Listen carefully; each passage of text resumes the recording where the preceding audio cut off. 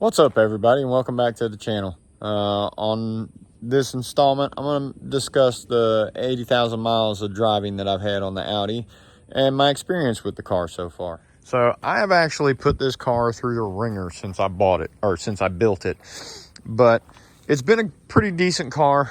The hood's still messed up from somebody backing into me when I was watching my son play tennis. But this is a 2005 Audi A4, originally a 3.0 liter, 6-speed manual, quattro. And I took the 3.0 out, put the 2.7 in, which I have all the videos on my channel further down. It's been a couple years since I think 2 years since I built it. But this is the 5th one of these that I've built. Yeah, all the interior is still in good shape. I mean, the car is dirty right now because I work out of this car. This is my daily driver, but it's in really good shape. The only trim that doesn't match is my shifter console and my ashtray right here, but that's because I can't find those gray pieces. But I've got all the door panels switched over. It's got all black interior in it, and it's been a very, very reliable car ever since I built it. So there is a little history on it, and I'm going to get into that right now. So I have put this car through the ringer quite a bit. I'm going to get it in the background so you can see it. But yeah, I've put this car through the ringer quite a bit. I originally had an accident in it, rear-ended somebody at a little bit under 5 miles an hour, but it was enough to where it hit the front of the engine and it cracked the power steering mount on the top of the engine, actually cracked the casting on the top of the engine. So I had to replace the engine within like 200 miles of me building the car.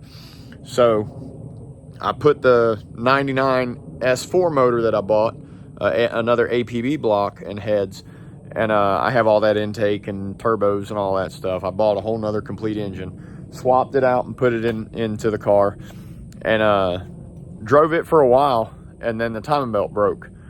And all that's covered on my channel, when the timing belt broke and all that. And then I switched it out for a BEL block and heads because all the valves bent in not all of them, but most of the valves in the APB heads got bent when the timing belt broke. So I bought a BEL block, switched all the APB intake manifold, turbos, exhaust manifolds, everything from the APB block over to the BEL. And then I did the 4-wire coil conversion so that I could use the BEL valve covers.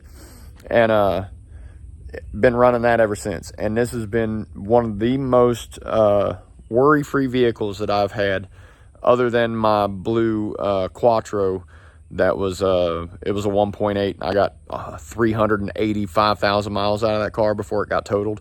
I probably could have drove that car for 1,000,000 miles. But this car has been extremely reliable. The only issues that I've really had with the vehicle, other than the things that I just mentioned, had a deer run out in front of me and I hit it, and that's what messed up the hood where it's messed up right now. And I bought new headlights. I bought both of those headlights, were brand new. Paid $1,000 for them. Bought a new grill, new bumper, and had the whole front end looking good. Still had my custom fenders that I made on it, but I replaced the bumper, the grill, and both headlights, and the core support from when the deer hit it. Well, then I was at my son's high school watching him play in a tennis match, and according to the video surveillance footage up at the high school, a silver Toyota truck backed into the front of my car and smashed the whole front of it and then just drove off. And so I kind of fixed it the best I could. Believe it or not, that is still the broken front bumper and front grille that was in that accident. The hood never got replaced. I actually found one online yesterday that I think I'm going to go buy, but it's red. Really not wanting to get a red hood, but it is what it is. But the only mechanical issue that I've had with this thing, and it's really not a mechanical issue, I think it's a part defect or just low quality of rebuild, was I've been having issues with the alternator ever since I built this car. So the original alternator was questionable when I put it on there because it was rusted. The bearings didn't sound good when I put it on there, but it was the original alternator. And according to the listing when I bought the A6, the engine ran. So I went with it and used that alternator. So had that one. It wasn't charging, so I switched over to the 3.0 alternator, which I know will work. I've used them on other builds that I've done. So switched it to the 3.0 alternator. Well, it lasted for a month or two, and my battery wound up getting a dead cell in it. So I wound up putting a new battery in it, and I put another alternator on it at that time. I just replaced both of them, just make sure that the charging system was good. Put a brand new battery in it, and I put a rebuilt Vallejo alternator in it. And it lasted for 6 months, and then it started dying every 2 or 3 days. I'd have to charge the car back up. So I took the car back up to the parts store that I bought the alternator from and had them test it so that I could get it covered under warranty, and got it replaced. I had to come home and take it off, but I took it up there, got it replaced for free, put it on there. It worked for a couple months, 3-4 months, and it started doing the same thing. Took it up there and had it tested again, tested that it was bad again. And now, mind you, the entire time I've been checking it on the car, and I was never able to get above 13.9 volts when I was measuring it idling. And so I played that game a couple more times, and then I finally bought an off-brand Bosch rip-off alternator off of Amazon. I don't know if it's a Bosch rip-off, but it looks identical to the Bosch alternator. And it's a 150 amp, just like the Vallejo. Or the Vallejo is 140. But took the 150 amp, put it on there. It's reading 14.4. Car's been driving excellent. Hasn't given me the first bit of trouble at all. And now I've been running a stage 1, basically as close to the stage 1 Nef Moto tune that you can get. I mean, I've got the stage 1 Nef Moto tune, but I'm running my own. It's very close to the stage 1 Nef Moto tune. There's nothing fancy with the car. I'm just up the boost pressure. So I'm pulling to about 20 PSI. Other than that, it's basically stock. I do have the EGTs are resistored out, I guess is the best way to put it. I've got resistors in there to mimic the signals so that I don't get a check engine light for them. Currently, I do have a light on for the ABS and the traction control, and that's because my back passenger side wheel speed sensor is reading faulty. So other than that, the check engine light is not on, none of the ABS or any of that. It's just traction control. Well, yeah, ABS is on, but traction control and ABS are on because of the wheel speed sensor, not because of any faults in the computers or communication or anything like that. Now, I do have one little piece of concern that has started to occur over the last maybe 20,000 miles. And that is that when the car is in first gear, you can hear bearing noise.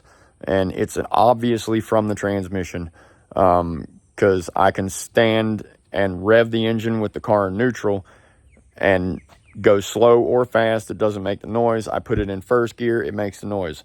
I put it in second gear and take off from a dead stop, it does not make the noise. So it is definitely bearing noise out of first gear in the transmission. Now I'm running the stock O2X that was bolted onto the 3.0 original to the 2005 A4. So I may wind up going a different transmission with this thing when I switch to the S4 motor, or I may just rebuild this one. Now, my ultimate end game is actually to, I hope and pray that nothing happens to this car when my son has it, and I get it back from him, and then I can put the BEL motor in there after I build the ever-living crap out of it, and then I'll still have my same car that I've been wanting forever. So it's been a great car, very reliable, no issues with it at all. I drive it every day. The only issue has been the charging issue, which I still firmly believe was just a rebuilding error or low quality parts. I don't know, but the off-brand alternator that's in there now is putting out 14.4, and I haven't had a single issue out of it. I do have the pre-cats are starting to show faults on it, so I'm probably going to switch these to piggy pipes, or not switch them, but I will make these piggy pipes. Just so I don't have to drop $1,500 on brand new cats. It's still got the post cats, so if I get rid of the pre-cats and just run the post cats, it'll still satisfy the ECU. I won't get a check engine light. I just have to move the O2 sensor behind the second cat. So no big deal. We'll see how it goes. But other than that, the car's been great. And if you ever wanted to do this swap, reliability, as long as you do it right, doesn't appear to be an issue at all. Like I said, this is the 5th one that I built. As long as you use good timing belts, that's been my biggest hang up with these things.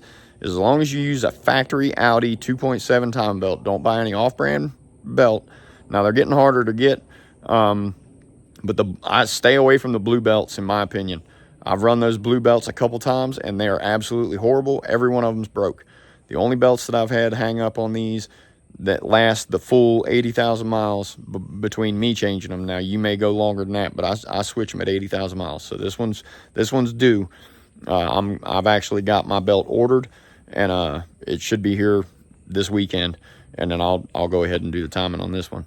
But yeah, don't buy the blue belts, in my opinion, but you can do what you want to. That's been the biggest thing that I've noticed with these engines, is just good timing components, and then keep changing the oil. And now my fans run all the time now. I was running resistors, or I was running that relay kit that I had on here, and I'm no longer running that. All I've done, and this is a simple hack to make it work, but you got to be careful when you turn your key on and you leave the key on, because you will kill the battery if you're not careful. But all I've done is I'm using the original B6 fan control module, and all of its factory wiring, every bit of it. So let me flip the camera around and show you what I've done. So I'm using all the factory wiring for the fans. It's down here somewhere, right here. So I'm using all the factory wiring for the fans. But what I did is I cut one of the wires. I can't remember which one it is, but I cut one of the wires on the back side of the connector. So the connector going into the car. You can see all 4 wires on this one. There's one of them that I cut, and I think it's the smallest one. Yeah, it's the smallest one. So I think it's this front one right here. Cut that wire, and then the fans come on as soon as you turn your ignition switch on, and they stay on the whole time the car is running. Now, since I've done that hack and made it to where the fans are on whenever the ignition switch is turned on, my temps have gone down dramatically. Now, I still get good heat and air. All that's still working correctly. Now, my air conditioning is not working because when the deer hit, it busted the AC condenser, and I haven't gotten it recharged. I didn't even replace the condenser. So the condenser still has to be replaced before I can get AC working. But the AC was working until I hit the deer. But there's plenty of heat and all that. But it keeps the temperatures of the coolant down significantly. And because this thing's normally running the pulley fan all the time. So now I've got both of the fans, the original B6 fans, blowing on it at all times. Whenever the ignition switch is on, they're running. So been a great vehicle. I highly recommend this swap if you want more power out of your B6 and you want it to be responsive and fun as hell to drive, because this thing is a blast. I drive this thing like I stole it every single day. I don't film myself doing that stupid shit. I could probably make a viral video of how I drive pretty quick, but I don't want to advertise what I do. But yeah, it's a blast. I love this car. I'm gonna have this car for a very, very long time. So anyway, hope this gives you a good warm fuzzy feeling about doing the swap if you're having thoughts about doing it yourself. It's, like I said, it's been a very reliable car. So if you like what you saw, please, like always, like, comment, share, subscribe, let your friends see what I'm doing, and I'll catch you in the next video. Have a great one.